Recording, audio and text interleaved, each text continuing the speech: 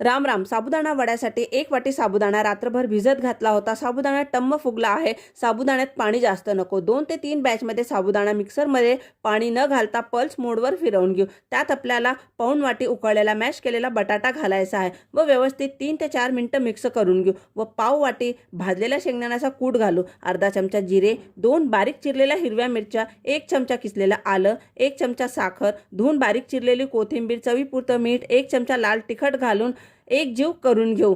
हाताला पाणी लावू गोळा तयार करून हव्या त्या आकाराचा गोळा घेऊन चप्पट वडे जाड किंवा बारीक नको थापून घेऊ. सगळे वडे थापून झालेले आहे. एकीकडे शेंगदाणा तेल गरम करायला ठेवले होते. तेल पाहू गरम झालेलं आहे का बघा. मस्त तेल गरम झालेलं आहे. एक एक करून आपण 4 ते 5 वडे ॲट ए टाइम घालू. आपण 1.5 ते 2 मिनटं वडा असाच राहू देऊ. त्यानंतर आपण साईड चेंज करू. 4 ते 5 मिनटं आपण लो टू मीडियम फ्लेमवरती वडा कुरकुरीत सोनेरी रंग येईपर्यंत तळू.